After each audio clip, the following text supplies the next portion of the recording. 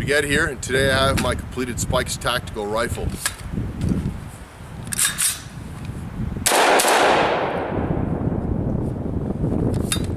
I've just taken the first few test shots with this, and we've got about 2 mags through it, and it's running 100%. I'm real happy with it. So I have a whole series of videos on this, on the rifle that I've built up, starting with the lower receiver, building that up, and then going to the upper, the grip, the buttstock. So let's just talk about the parts I used in this build. First, I wanted to start with a quality AR-15. So I started with a Spikes tactical lower right here, and it says multi-cal on there. It doesn't really matter. They're all, all AR lowers are all the same. 15. I mean, some are forged, some are billet, but basically all the mil-spec ones are all the same. So this is just a forged Spikes, regular Spikes tactical. They did have the billet ones, but they were expensive, and these were affordable. And these, actually, I just found them at the Rutland gun show for about $70 each. I was really impressed to see that price, and that was out the door price. So basically, then I bought the regular Spikes tactical lower parts kit. I didn't get the nickel boron plated one. I just got the regular one because eventually I think I'm going to have to put a Geisley trigger in this of some sort of, or a Timney of some nature. So I basically put the regular standard parts kit in there. That was like $45, $50. Then I got the upper receiver right here. Then also that was Spikes tactical too. I got a BCM. Let's see if you can see it right here. I'll just take my word for it. This is the BCM gunfighter charging handle right there. I didn't get the ambi one. I'm right-handed, and a lot of that ambi stuff is great, but I think it clutters up guns, and it's not always my cup of tea. So I got the one just for us right-handed guys right there. The next thing I bought was Spikes tactical nickel boron plated bolt and carrier group. That's an excellent piece right there. And the main reason, 2 reasons I bought that. Main reason was for practicality, cleaning. Cleaning the phosphate coated ones sucks. And they make all sorts of carbon scrapers and stuff like that. So hopefully this one, you won't need carbon scrapers. You'll just be able to wipe it off. And that's what I'm hoping. And just feeling that bolt, it's definitely super slick. And I did read up on nickel boron before I bought this, and it's a natural, it's a metal, and it aids in the lubricity of metals against other parts. So a lot of machining pieces, will use nickel boron plated stuff because it decreases wear. And it's a tighter molecule, so less grit can get into the plating itself. So then I put we got a Magpul MOE grip right here. This is the rubberized coated one. It's very cool. And then we got a Magpul, this is the CBR, if I can remember correctly, buttstock right there. And that's just your standard buttstock right there. It's pretty cool, but the mil-spec ones, I hate them. They're ugly and they're cheap and they rattle a lot. This one's got a little rattle in it, but it's not bad. Most ARs have the rattle. And we're also running 30-round P-Mags. For the money, you can't beat these things. I love the way they look, and they work even better than they look, and they're cheap, and they're pretty much destruction proof. And if you do destroy one for $13, who cares? So let's get on to the next parts we use. The buffer assembly in this firearm is also a Spikes tactical. It's their Carbine Buffer system that I installed here. And so let's go forward on the gun. So next I decided, I wanted an accurate gun. And so I spent the money and I bought a Wilson Combat barrel. And this is the Recon one. It wasn't they made a heavy one, they make a light one. This one was the one right in the middle. They also made this same barrel fluted for about an extra 50 or 60 bucks. And I looked at that and it was cool, but it was budget constrained. I already had a lot of money dumped in this project, so I had to constrain it somewhere, but that dropped off another, I believe, 6 ounces on the gun. So this is the middle contour one. And then for a gas block, that is a Wilson gas block on there, and that is a Wilson stainless gas tube on there, melanite coated. In this bird cage, that is an A2 7.62 30 caliber bird cage suppressor on there, and that's standard thread, which I believe is a 5/8 by 28, if memory recalls. The next cool thing I put on here, and I really like this, is from Diamond Head USA, is that hand grip right there. And I'm really happy with this. And basically I felt this, was playing with this at at the survivability store in Bridgehampton, New York, and I was looking at this on an AR, and I'm like, wow, this is really slick. This is a nice handguard. And as you can see, this just molds with your fingers very well, because I'll definitely shoot an AR two different ways, you know. I'll go ahead and I'll shoot it like that, like an isosceles, in that nature, and then I'll also bring it in right there if I'm trying to get some extra accuracy, and put this, you know, my offhand, my support elbow against my side right there to try to really get a good hold on the rifle itself. But that's basically it right here. So for the chambering, I basically went with 300 blackout. There's a couple good things about it. One, it has definitely more knockdown power. You know, I'm shooting 120 grain Remington UMC bullets out of here, you know, compared to a 55 or 62 grain bullet. So you have double the bullet weight. Plus it's a 30 caliber bullet right here, you know, and I'm a big fan of 30 caliber bullets. I wanted something with more knockdown power and something I could potentially hunt with. That definitely fits the bill. Not that you can't hunt with 5.56 or 2.23, but a lot of states don't allow you to hunt with 22 caliber bullets. And after shooting, I have a lot of experience, you know, with 22 caliber ARs.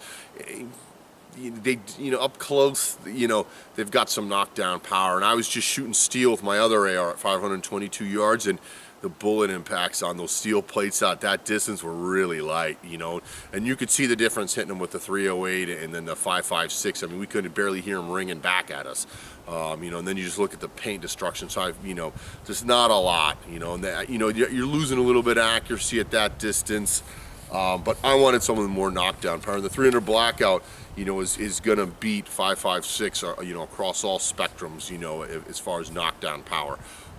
You know, more muzzle energy. But the one thing you will get is flatter trajectory with 5.56, you know, so you're gonna have to compensate with this more right here with the 300 blackout. But the other plus to 300 blackout is the only difference between this rifle and a regular 5.56 gun is the barrel. So if I want to, I can just take this handguard off, take my barrel nut off, swap barrels, put it back together, and I have a different caliber. So that's pretty cool. So they run, as you can see, that's a 5.56 by 45 mag right there. Those are not 22 caliber bullets. So it's, you know, it's definitely, that was a big attraction to me too. My next dilemma I had with this is, once I just about finished the gun right here, was the optic for it.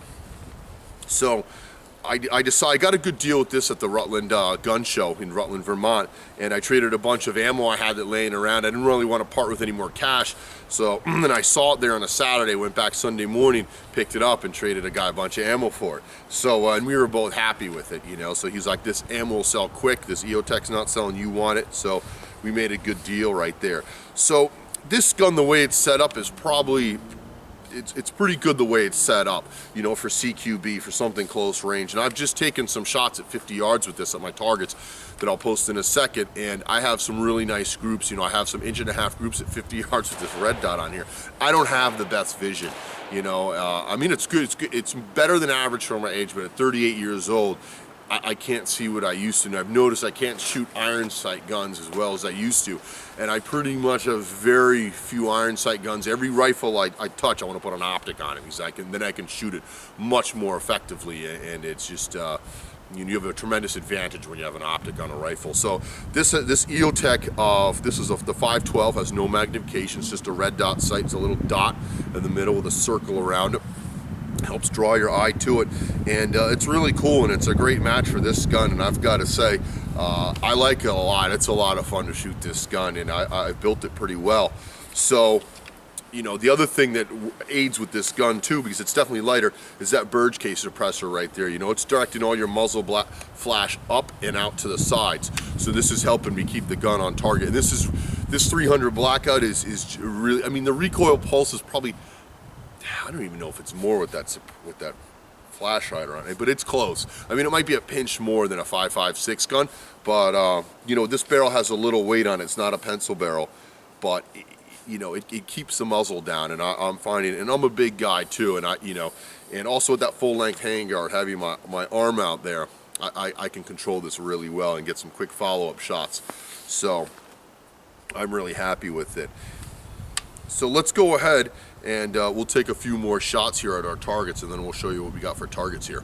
So we'll go ahead, we'll shoot this thing one more time for you folks. And we got a dead tree up there. We're gonna go ahead and just lay some rounds right into that. That's usually where I hang my plates right there. And just looking for some, functionality and how quick I could shoot this thing and, land some bullets on that target right there. And we're probably about, let's say it's about 40 yards from that right now.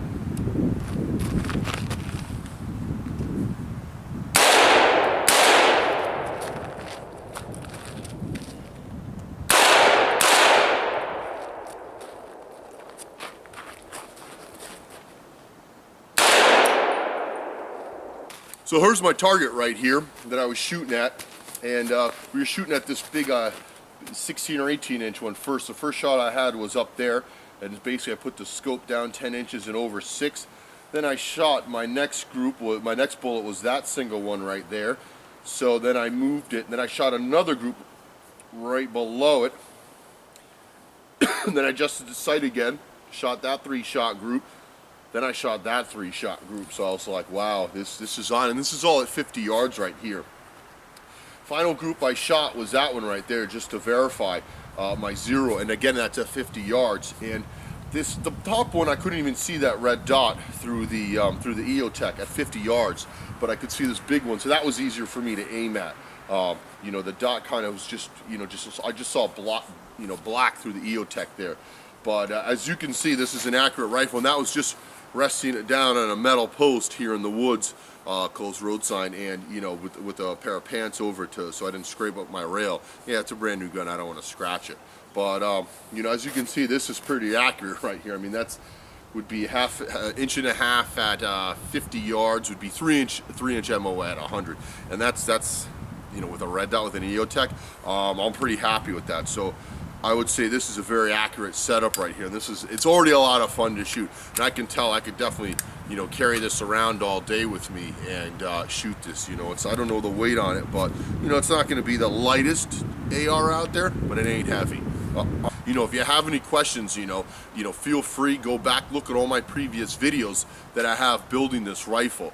Feel free to post questions below, and I have every step, building the lower first and putting on the buffer tube, the buffer assembly, the pistol grip, then putting the upper together, then putting the barrel together, and all that. And but it's definitely been a lot of fun. The only thing I think I might do in the future, because I was a little rushed here, is I have to go back to New York soon, and this can't come, is the sight right here. And this sight's great, the EOTech's great, but they do have one now that's calibrated for 300 blackout, and it says it right on the shield right there.